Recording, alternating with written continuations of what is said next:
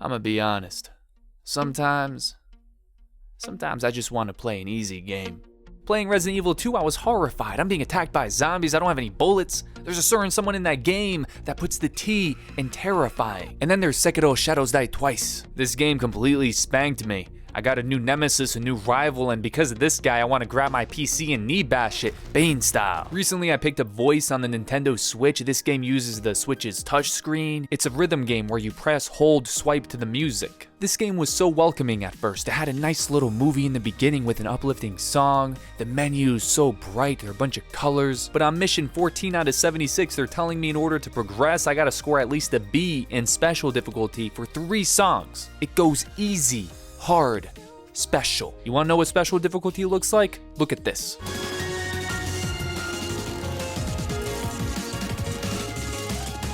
Sometimes I just want to play an easy game, which is why I picked up Yoshi's Crafted World. Don't judge me. This story, like most stories, begins with the Yoshis protecting the Infinity Stones. For my Marvel fans out there, Yoshi's Crafted World takes place sometime after the first Avenger, but before Endgame. The Yoshis are chillaxing, they're enjoying the beautiful day. Thanos sends Bowser Jr. to collect the stones. Bowser Jr. is watching from afar, waiting for the perfect moment to strike. The Yoshis never saw it coming.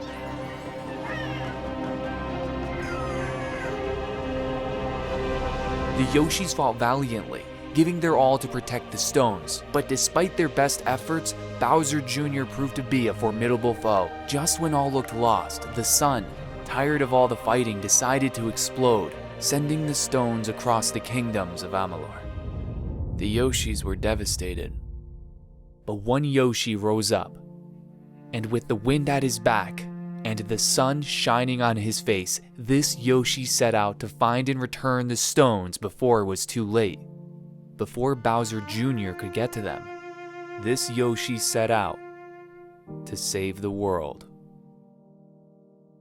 The game supports up to 2 players. You'll see a lot of user reviews talking about enjoying this game with their kids, and it definitely seems like it's great for that. There's a mellow mode in which Yoshi takes less damage, it's harder for him to die, and even has wings, so he can fly through the levels with ease. The game's fun. Every level has some bonus objectives and collectibles, a number of hidden flowers, coins. You even get a flower for ending a level with full health. The first couple of levels were super easy. 100%ing after those will take some effort. The challenge of this game isn't the platforming, the enemies, the puzzles. It's in finding the collectibles. Each level also has a B-side in which you play the level in reverse. These B-side missions offer a different perspective, have you finding pooches and finishing under a certain time. The B-side missions were weaker for me because the objectives did start to get a bit repetitive. The pooches aren't hidden nearly as well as the flowers and the coins in the main missions. The enemies are cool. My Marvel fans will recognize some iconic characters like Beast Boy, that's Aquaman, Poison Ivy's in here, Shazam, Wonder Woman. The main missions were very fun and offer that Nintendo experience in terms of the level design. It felt like I was playing a Nintendo game. And the main missions are always offering something new, so it hasn't gotten repetitive. You thought that Uncharted train sequence was epic? You thought that Metro train sequence was epic? Those games got nothing on the Yoshi train. There are boss battles that are simple but fun. Hold up, I'm about to give y'all a tip about versing this guy. That's right, this is Dream Explains Pro Plays. Watch this. Now you're probably wondering, how did I know the Yarktopus was gonna come out of that door? Well, here's my secret. If you look closely, you'll notice in between each of the doors there's a space. If you look even closer, you'll notice something in that space is moving from behind one door to the other. It's easy to miss, so I'll play it back. You see that?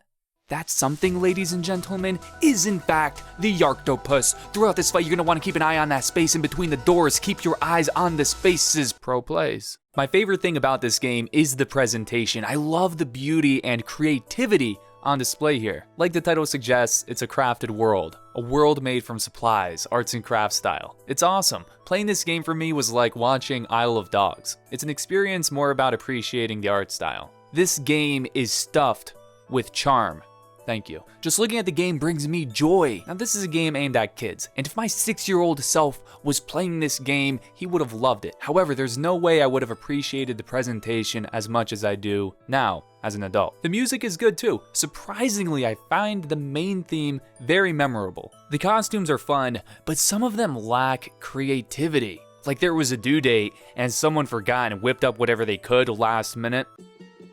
Let's see what you have been working on for the past couple of weeks. This is what I made. It's a pirate ship. It looks great, Jeffrey. I made this mole, and the cool thing about this one is when you press down, this happens. Ah, that is cool. Great job, John. And next up is Timmy. Let's see what you got. Yes, of course, my costume.